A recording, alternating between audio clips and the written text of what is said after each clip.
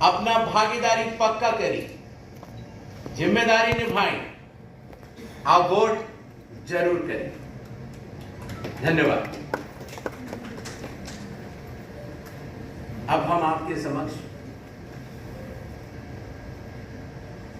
एक छोटी सी प्रेजेंटेशन देंगे जिसमें कि बिहार के आने वाले इस चुनाव में जो चुनाव आयोग ने नई पहलें की हैं, जो कि अब देश भर में भी लागू होंगी, उनके बारे में हम आपको बतला सकें। साथ बैठक हुई और अब हम आखिरी चरण में हैं। जो सब कुछ हुआ उसका ब्यौरा आपको देकर फिर हम लोग वापस दिल्ली प्रस्थान करेंगे। नेक्स्ट।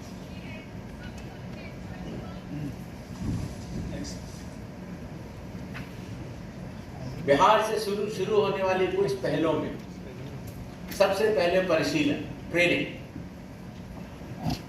बूथ लेवल एजेंट्स की पहली बार चुनाव आयोग ने ट्रेनिंग की और बिहार के सभी बूथ लेवल एजेंट्स 1 की ट्रेनिंग कुछ माह पूर्व ही दिल्ली में संपन्न हुई। साथ ही साथ बूथ लेवल ऑफिसर्स की भी ट्रिपल आईडीएम में ट्रेनिंग हुई और अभी तक देश भर के लगभग 700 बूथ लेवल ऑफिसर्स और सुपरवाइजर्स की ट्रेनिंग पूरी की जा चुकी है। साधारण तौर से पुलिस ऑफिसर्स की ट्रेनिंग जिला या स्टेट में ही होती थी, लेकिन इस बार एक मानक के तौर पर उसको दिल्ली में भी ट्रेनिंग शुरू की गई। मतदाता सूची, इसमें सबसे बड़ी पहल रही विशेष गहन परीक्षण अर्थात स्पेशल इंटेंसिव रिवीजन। ये कार्य 24 जून 2025 से शुरू हुआ और कालावधि पूर्ण होने से पहले ही समयबद्ध तरीके से सभी मतदाताओं के सहयोग के साथ समाप्त हुई। जो बूथ लेवल ऑफिसर्स, निर्वाचन पंजीयक अधिकारी जो इतनी मेहनत के साथ ये कार्य करते हैं, उनके मानसिक मोटिवेशन के लिए उनका रिन्यूमरेशन भी बढ़ाया गया। काफी वर्षों के बाद ये पहली बार हुआ और खास तौर से ईआरओस और एईआरओस को पहली बार ऑनरेडियम देने की व्यवस्था की गई। पहले ये बात सुनने में आती थी कि वोटर कार्ड मिलने में बहुत देरी होती है, इसलिए चुनाव आयोग ने वोटर कार्ड के वितरण की हर चरण की एनालिसिस करते हुए अब उसको 15 दिन के अंदर हमारे मतदाता को मिल जाए, ऐसी व्यवस्था की। बूथ लेवल ऑफिसर्स को जब वो मतदाता के पास जाएं तो मतदाता उनको सुगमता से पहचान पाए, इसलिए बूथ लेवल ऑफिसर्स के लिए भी फोटो आईडी कार्ड्स शुरू किए गए। कंडक्ट ऑफ इलेक्शंस, विकास की गति के साथ चलते हुए हर जगह ये समस्या मतदाता लोग बताते थे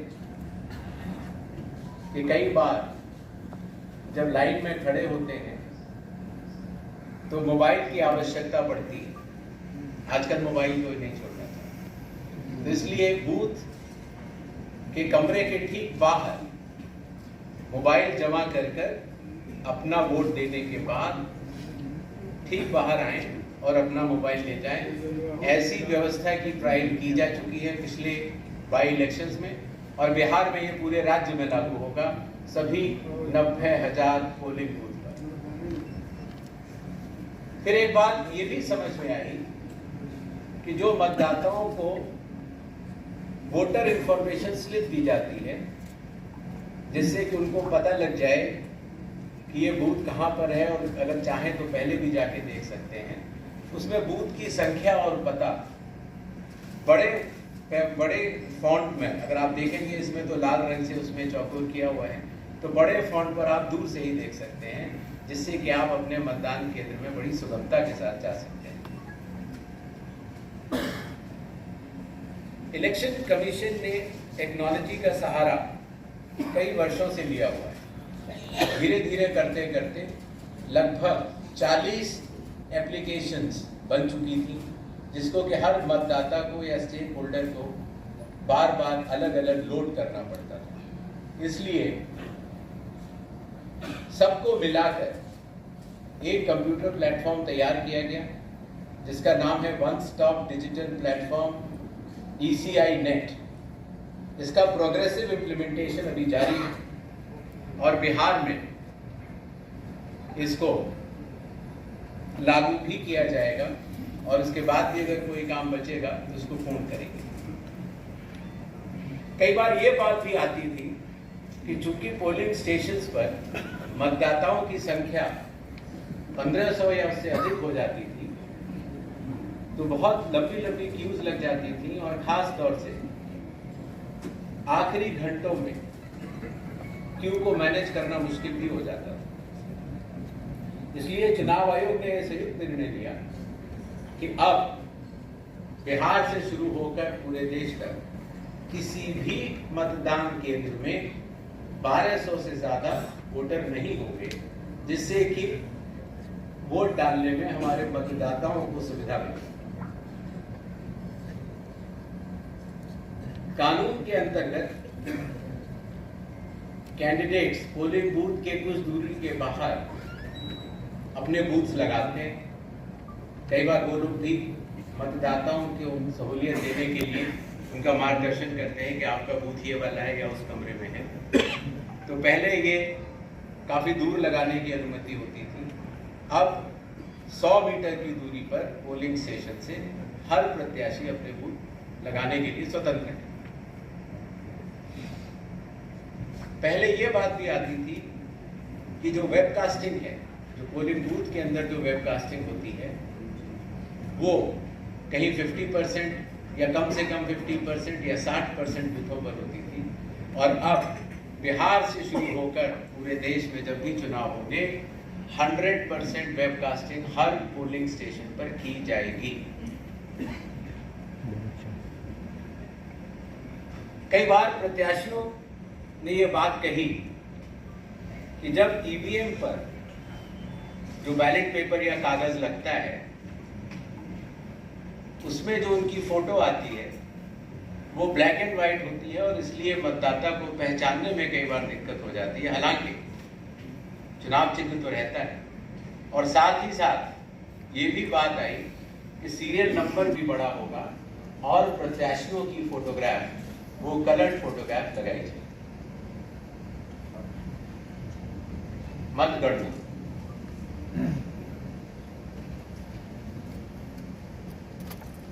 पहले जब वोट्स की काउंटिंग होती थी, तो अगर फॉर्म 17C, जिसके बारे में आपको बाद में आके बताऊंगा, अगर उसमें जो प्रिसाइडिंग ऑफिसर पोलिंग एजेंट्स को देते हैं, और ईवीएम की काउंटिंग यूनिट में अगर कोई भी मिसमैच होगा, तो ऐसी सभी वीवीपैट की गिनती पूर्णतः की जाएगी। इसी तरीके से पोस्टल बैलेट्स की गिनती भी ईवीएम के आखिरी 2 राउंड से पहले पूर्ण करना अनिवार्य होगा, और ईवीएम के आखिरी 2 राउंड उसके बाद ही शुरू होंगे। नेक्स्ट,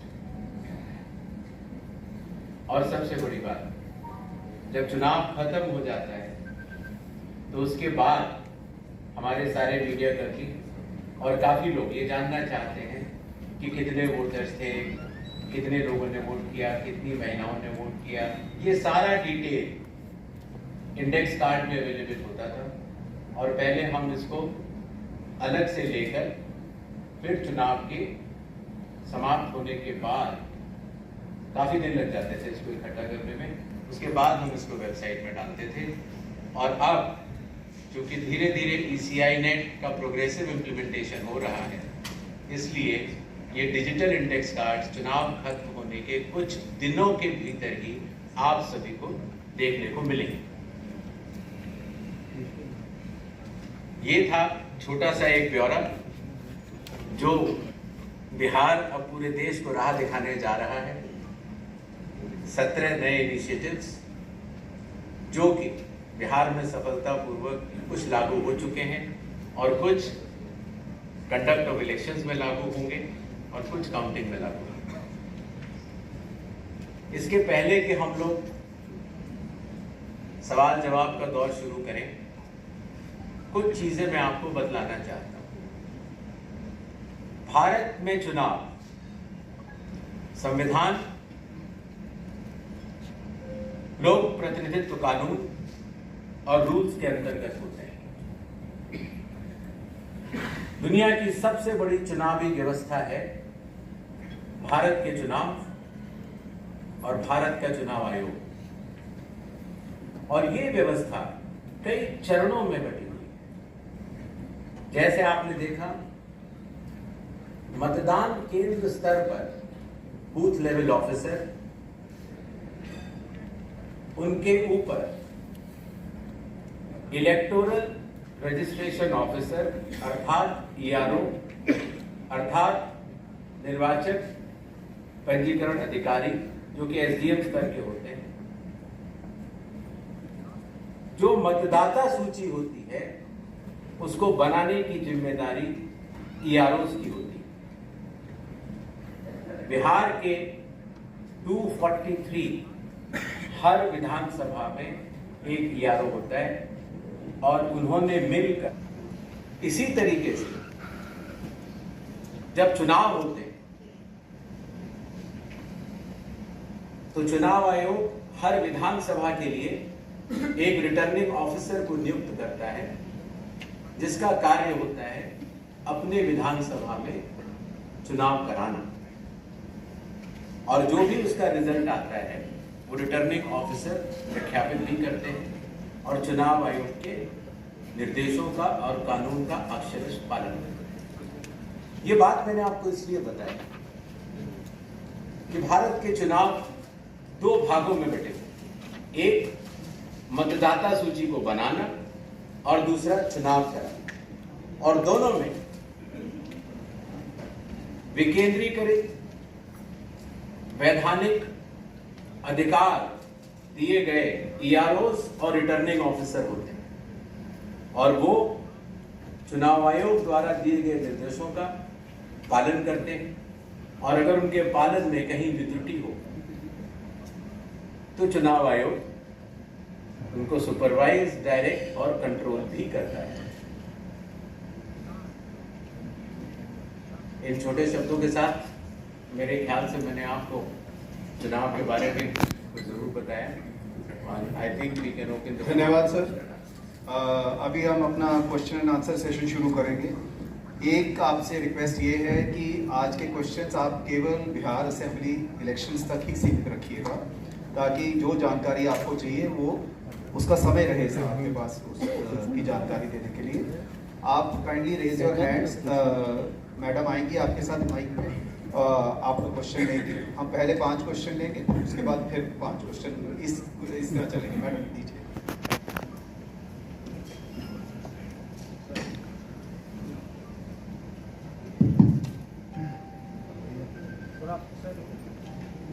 सर, मेरा नाम ब्रजेश मिश्रा है और मैं INS न्यूज़ एजेंसी से हूँ।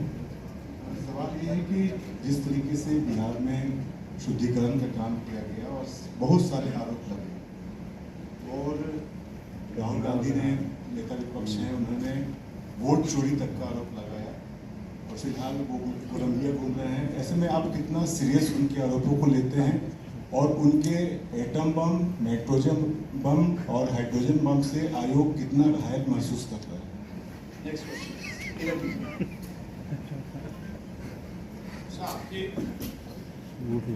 आपने SIR कराया, लेकिन कई सारे, मेरा नाम मनीष है, मैं डिकोडर से हूँ।